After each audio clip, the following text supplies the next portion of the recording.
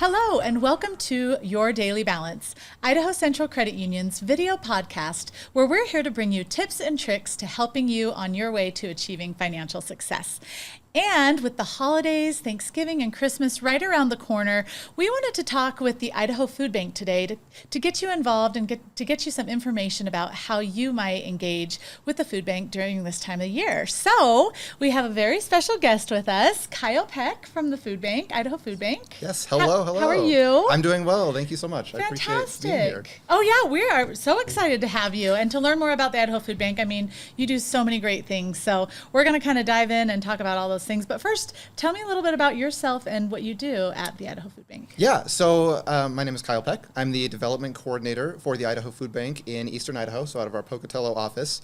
I was born and raised here in Pocatello, so I'm very familiar with the area, very familiar with East Idaho and the communities that we serve. I went to school here at ISU. I'm involved in the community in a lot of ways. I play in the symphony here, so I'm just I'm a really strong supporter of the communities that we have here in East Idaho, and I just want to be able to do whatever I can to support those communities in the ways that I'm able, and that's why I love working with the food bank, is because that's what we do. Helping those communities. And what is your role at the food bank? So I do all of the fundraising, outreach, community work in East Idaho. Okay. So going to the fundraisers, talking to people, trying to raise money for our mission, just being available in the community for people that have questions, and being able to talk with people about what it is that we do, and doing things like this. Yes, yeah, that's fantastic. So the food bank was organized, I have it here in my notes, 1984. What does the food bank do, and how does the food bank provide the services to all of Idaho, really? Yeah, so we operate as we're a broad network, right? So we are a statewide organization, and we work with over 400 partner organizations all across the state.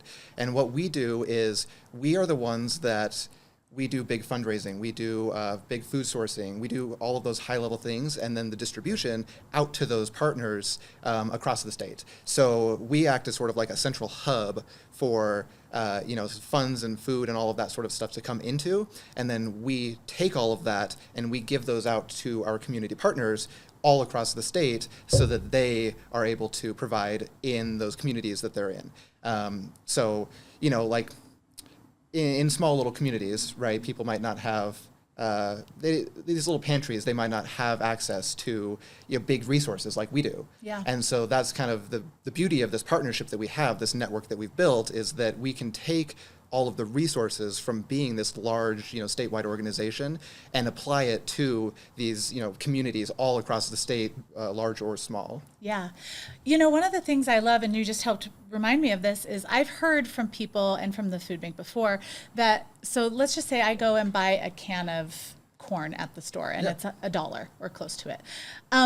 If I donate $1 to the food bank, though, you're able to do so much more with that dollar. So for me to donate $1 there instead of providing the can of corn or something, that kind of goes along with what you're saying. Like you have those economies of scale, and you can really maximize that. Absolutely. So the number that we tell people is that for every $5 that's donated to the food bank, we are able to provide enough food for up to 15 meals. Wow.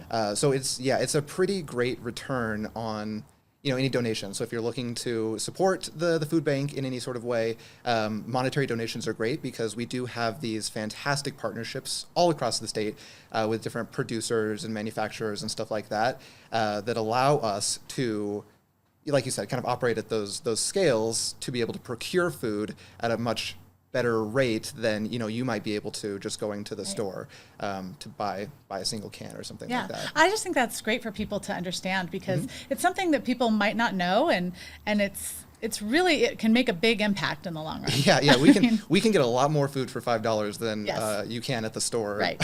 Going to Fred Meyer or Walmart or something. Right. Yeah. That's awesome. Yeah. So let's talk about some of our favorite programs. Idaho Central's been a big supporter and been involved for many, many years. But there were a couple things that we wanted to talk about. Cranksgiving is a super fun one that we do here in Eastern Idaho. And so I thought we could kind of highlight that one. And then after that, we can talk about the backpack program too. Sure. Those are some of my favorites. So first, Cranksgiving. Yeah, let's do it. Okay, so Cranksgiving, for those who might not be familiar with the the idea is that we bring in turkeys to Barry's Ski and Sports here in Pocatello, and when we do that, they take those turkeys and they put them in baskets. They strap them to their bikes, whatever it might be, and then we ride the bikes over to the Foodbank warehouse to drop off those turkeys for our Thanksgiving distribution. So it's a lot of fun. It's a really fun way to not only support the food bank in providing food, but also just kind of be involved a little bit. It's kind of fun to be riding down Yellowstone on your bike with like a turkey strapped to your handlebars. Yes. And so, I have done it before. Yeah, no, it's a good time. It's one of my favorites, actually. And it's a great opportunity because we have our Thanksgiving distribution that we do later that same day. Mm-hmm. So it is literally, we bring those turkeys from Barry's, we ride them over to the food bank, we load them up in a truck, and then we take them to our Thanksgiving distribution. And this year, we're hoping to provide enough food for 1,200 families for Thanksgiving this year. So, those sort of programs go a really long way towards, helping us achieve that goal around the holiday time. Yeah. And that event is on November 16th. Is that correct? So it is, I'm trying to think, what is the date? It's the Saturday before Thanksgiving. Okay. Thanksgiving this year is really late. And I don't remember what day it is. I want to say it's like the 23rd, maybe, whatever the Saturday before Thanksgiving is. We will find that. We will put that on the page right here. Yeah. And we'll list that right below. Perfect. Yeah, that'll be great. It's a really great event. I love that one. Super fun. We bring out the Idaho Central Green Machine and kind of lead the pack through town. It's a good time. It's safe and it's really fun. We have a lot of fun with it. So, if you want to come out and join us, by all means, grab your bike, grab a frozen turkey, and strap it on there. Yeah, it's so fun. And then backpack program. I love this one. This is something that you partner with the schools to provide, and I'm sure you'll say it a lot better than I can, but I just love it because it's a way for kids to be able to have food over the weekends when they might have food insecurities in their homes. So Yeah. So our backpack program, basically, like what you mentioned, right? It's where we take food, and the food is designed for kids, right? It's easy to make, it's easy to open. We're not giving them like hard cans or things like that, and we package them in these bags that are supposed to just slip right into their backpack. So it's super easy for them to just, if they need help, they just get a little bag of food that just slips right in their backpack. They take it home for the weekend where they might not have access to food. And we, every year, I think last year we distributed, I want to say it was around 64,000 backpacks to children across the state. Because, a lot of kids, they come to school and they rely on their, maybe whatever little breakfast they might have at school, their school lunches, and they might not have access to food at home. And what we found is that a lot of kids will take home that bag of food, but then they'll split it between their siblings. Mm-hmm. And so, we really try to push the backpack program because children here in Idaho are, disproportionately more affected by food insecurity than adults because they can't do anything about it, right? Mm-hmm. They have no say in their situation. And so we try really hard to provide services that allow those children to have food that they have access to and that, they want to eat outside of school. Yeah. And you kind of hit on that too, food that they want to eat. I think one of the things that impresses me about that program is that the kinds of foods that you provide are things that kids would enjoy. And then they're also balanced from a health standpoint too. They really are healthy, but they are things that the kids would enjoy. Yeah, absolutely. So we've got a bunch of nutrition people, dietitians on staff. Mm-hmm. And so they put together a whole packet of foods that they're well-rounded, kind of like you were mentioning, so that we're making sure, we really pride ourselves on trying to make sure that the food that we're sending out, whether it's through the backpack program or just in general to the partners that we work with, is healthy. It's like whole grains, proteins, produce, things like that. Yeah. And that extends to the backpack program as well. We try really hard to make sure we're not giving them entirely junk food. Every once in a while, you gotta have a little something to pep you up, right? Yeah. You gotta have a little treat. But largely speaking, we try to really make sure that it's healthy, nutritious food. Yeah, I love that. And then the final program that I wanted to talk about today too is the mobile pantries. And this is a really important program too because it gets the food out to some of the more maybe rural areas that need help with the food insecurity. But do you want to talk about a couple of those that are that are spread out around? And Yeah, absolutely. So our mobile pantry program is really, really important because, like you mentioned, it is more of those communities that don't have access to a brick and mortar facility. You know, whether that's because there's no one in the area that has the capacity for that, or whatever the case might be. We have so many communities throughout the state. I want to say over 50 communities that we serve through these mobile pantry programs, where we literally just load food onto a truck. It shows up in a parking lot somewhere, and we have volunteers who show up, they unload all the food, and they start loading it into people's cars that need it when they come through. And we've got those all across the state. I know one of the biggest ones that we run is here in East Idaho, up in Rexburg. We probably have 450 to 550, cars, families coming through every time we do that mobile pantry up there. We've got a new one, well, not new, but we're trying to work on building it up in Fort Hall, here in East Idaho, but even across the state. Another big one that we do is over in Mountain Home.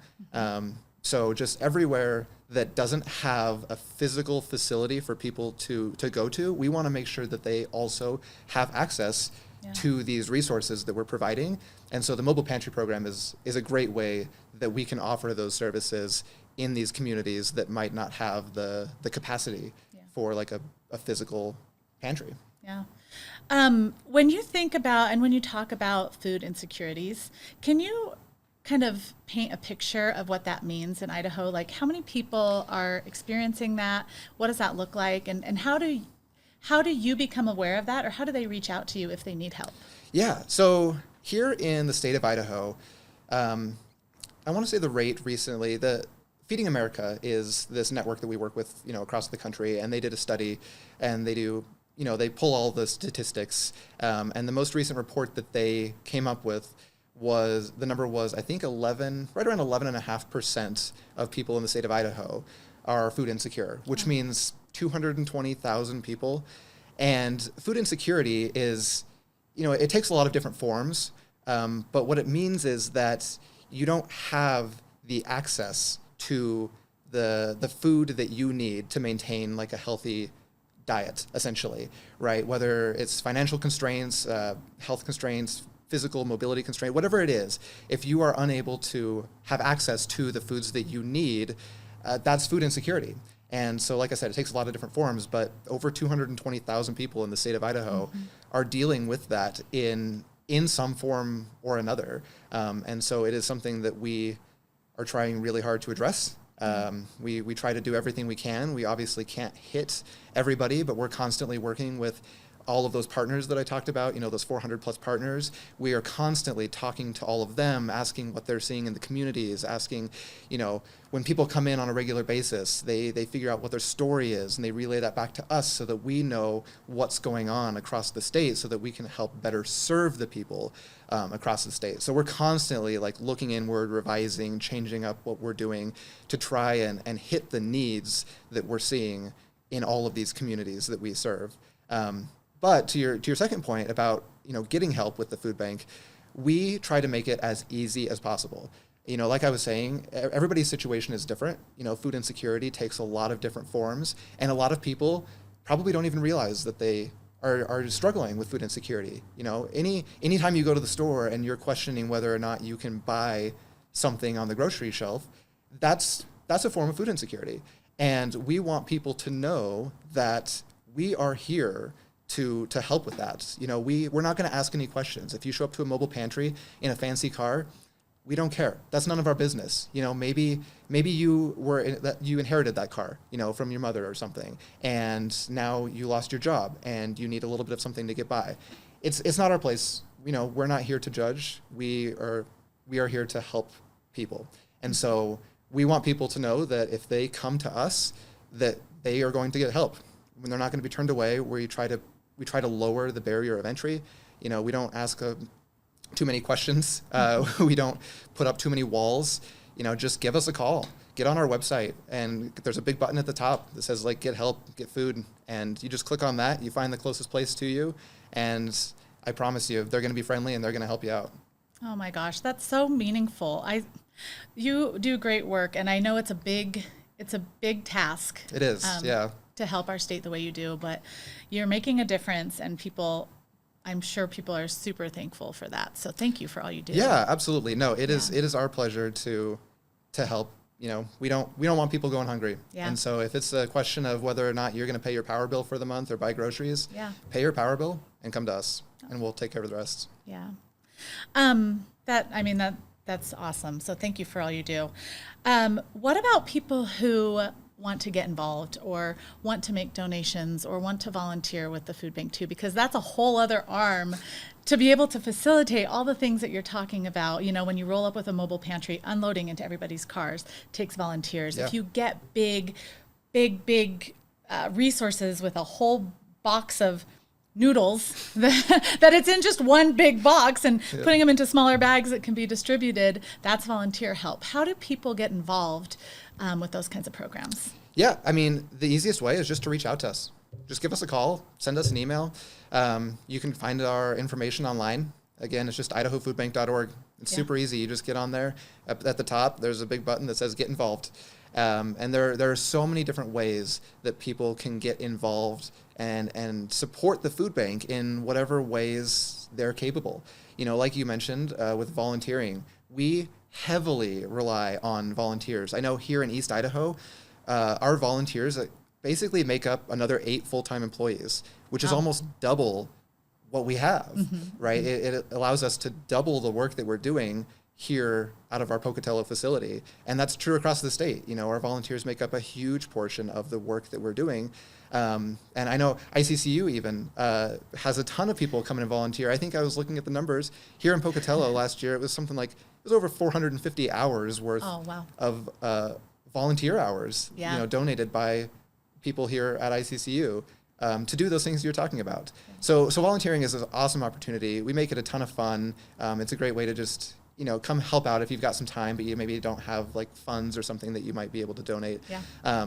But also, food drives, fundraisers, things like that. We will happily accept anything that anybody is willing to donate. Our food drives, they go into these little bags that we give out to people that come through our doors, when people are needing help right here and now. Fundraisers are obviously fantastic for reasons we talked about earlier. We can make those dollars go a really, really long ways. So any sort of fundraisers that you might want to do with your work or your family or your church or things like that, just reach out to us. Give us a call and we'll set you on the right path, and we'll figure out what's going to work best for you. And if you can do something to help support the food bank and help support the people in your community, I think that's always a great thing. Well, thank you so much for mentioning that.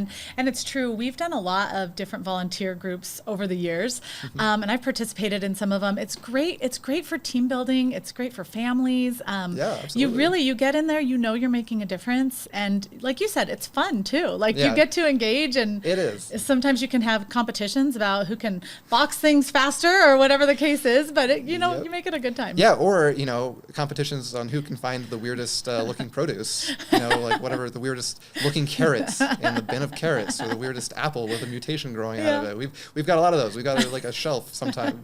We could just keep it right there, in the front of our building of weird things that people find. So it's fun, It's, and like you mentioned, it's really hands-on. So it's a great way to just that you're doing something. If you're bagging up a backpack for a kid, that's going to go to an actual kid who's going to take that home because they don't have food at home. And so it's just a great way to really connect with the mission. Yeah. Well, thank you so much for being here again. Absolutely. This has been I've learned a lot, and I've just enjoyed hearing your story. So thank you so much for all you do. Yeah, absolutely. I'm happy to be here. Thank you so much for inviting me. Thank you. And thank you for joining. Whether it's you that's looking for some help from the Idaho Food Bank, or if you're looking for a way to be involved, there are lots of different opportunities. So we appreciate you joining us here today. Don't forget to subscribe to our channel to be notified of future episodes. We will see you next time.